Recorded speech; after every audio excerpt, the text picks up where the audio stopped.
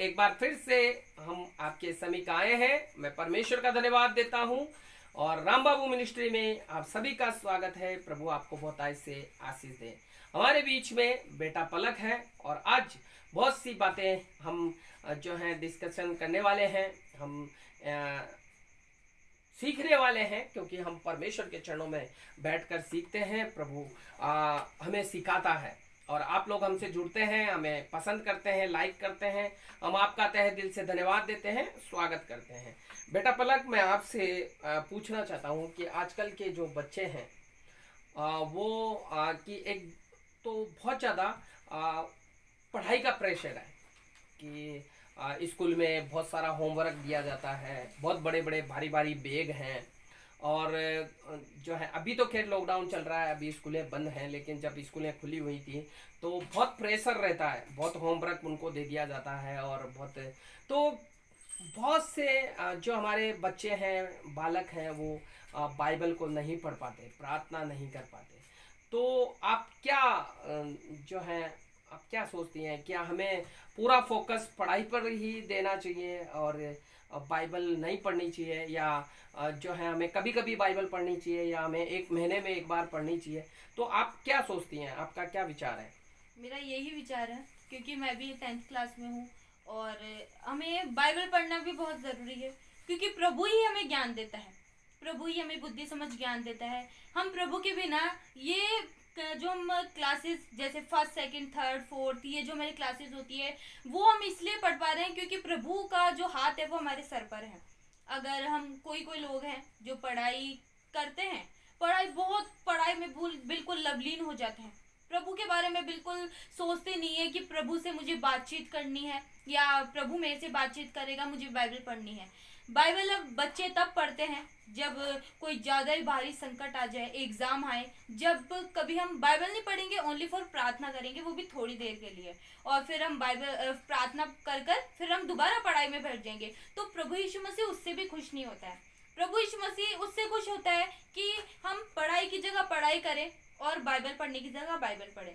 प्रभु यीशु मसीह हमसे यही बोलना चाह रहा है कि तुम दोनों चीज में हमें फोकस रखना है, पढ़ाई में भी और बाइबल में भी। आप देख सकते हैं इस लॉकडाउन में बहुत से बच्चे हैं जो पढ़ाई से दूर ही हो गए हैं, बाइबल से भी थोड़ा बहुत दूर हो गए हैं और पढ़ाई से भी। और मैं उनको यही बोलना चाहती हूँ, आप पढ़ाई भी करें, बाइबल भी पढ़ें। प्रभु यीशु मसीह हम सभी को यही सिखाता है कि हमें भी पढ़नी है, प्रार्थना भी करनी है, और मतलब हर एक चीज़ में हमें मतलब बैलेंस बना के रखना है। जैसे कि एक मतलब कि गाड़ी होती है, अगर एक गाड़ी के स्कूटी का टायर लगा दे, एक गाड़ी के वो वाला टायर, बड़ा वाला टायर लगाते, तो वो चल नहीं सकती है। जी जी। अगर हम बराबर के टायर उसमें लगाएं तभी वो गाड़ी चल सकती है। वैसे ही बाइबल और पढ़ाई को हम अगर बैलेंसिंग करके अपने जीवन में रखें, अपने जीवन में चलाते गए, हाँ बाइबल भी पढ़नी है, प्रार्थना भी करनी है, पढ़ाई भी करनी है, तो ये सब चीज़ हम करेंगे तो प्रभु में बहुत ऐसा आशीष देगा। Very good. बहुत अच्छा जवाब आपने दिया है कि हमें बैलेंसिंग बनाकर चलना पड़ेगा। और जैसे कि गाड़ी का एक बैलेंस होता है, वैसे ही हमें बाइबल में, प्रार्थना में और अपनी पढ़ाई में और अपने कामकाज में हमें बैलेंसिंग करके चलना पड़ेगा। और बहुत सुंदर जवाब आपने दिया है। पलक, मैं आपसे एक सवाल और पूछना चाहता हूँ कि आजकल की जो जनरेशन है, तो हम देखते हैं कि बहुत से लोग जो हैं इस चीज़ को बोलते हैं कि हम अगर सांसारिक बात में देखें तो संसार इस चीज़ को कहता है कि बच्चों को भक्ति की ज़रूरत नहीं है, कि अभी ये उम्र नहीं है, अभी खेलने की उम्र है, अभी जो है दूध पीने की उम्र है, अभी जो है इनका तो अभी जीवन ही क्या है, बहुत कुछ पड़ा है। तो अभी इनकी भक्ति की उम्र नहीं है, अभी इनके सत्संग करने की उम्र नहीं है, अभी जो है इनकी जो है चर्च जाने की उम्र नहीं है, या भक्ति इनको नहीं करनी है। तो अगर हम संसार में देखते हैं तो जितने भी मैं संसार के अंदर देखता हूँ, जो भक्ति वाले हैं बहुत बुजुर्ग मिलेंगे, 40 साल 50 साल, तो वो ही मंदिर जाते हैं, वो ही भक्ति करते हैं। तो आपकी क्या राय है कि आपको क्या लगता है कि हमें जो है बचपन से भक्ति नहीं करनी चाहिए, या हमें जो है 30 साल बाद में हमें भक्ति करनी चाहिए? तो आप क्या सोचते हैं, आप क्या संदेश देना चाहते हैं? मेरी यही राय है कि बाइबल भी हमें बताती है कि एक बार बताओ, आपके पास कोई आए और आपको एक आम दे, उसमें से पूरा आम खा ले और गुठली आपको दे दे कि आप खा लोगे? नहीं, आपको वो पूरा आम देंगे जब भी आप खाओगे। वैसे प्रभु यीशु मसीह भी, अगर हम क्या हैं, वो आम है। इसका मतलब हम वो गुठली नहीं है। गुठली कौन है? जो बूढ़ा हो जाते हैं। प्रभु उस गुठली का क्या करेगा? हम कब भक्ति करते हैं? जब हम 70-80 साल के हो जाते हैं, जब हम क्या करते हैं, मंदिर में जाते हैं, जब हम चर्च में जाते हैं, जब हम प्रभु की भक्ति करते हैं। प्रभु बोलता है कि अब मैं ये चूसे हुए आम का क्या करूंगा। तो बाइबल में भी मैंने पहले भी बताया कि अपनी जवानी को हम क्या कर देते हैं, ऐसे ही नष्ट कर देते हैं।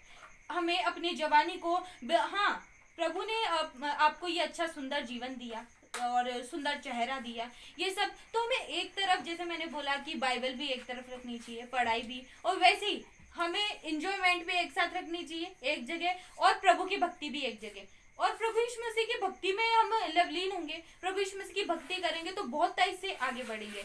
वैसे तो बहुत से लोग हैं, बहुत से लड़के हैं, लड़कियां भी आजकल, है ना, बहुत से लड़के हैं छोटे छोटे ही, है ना, वो सिगरेट पीते हैं। उनकी उम्र नहीं है सिगरेट पीने की, तो फिर वो सिगरेट क्यों पीते हैं?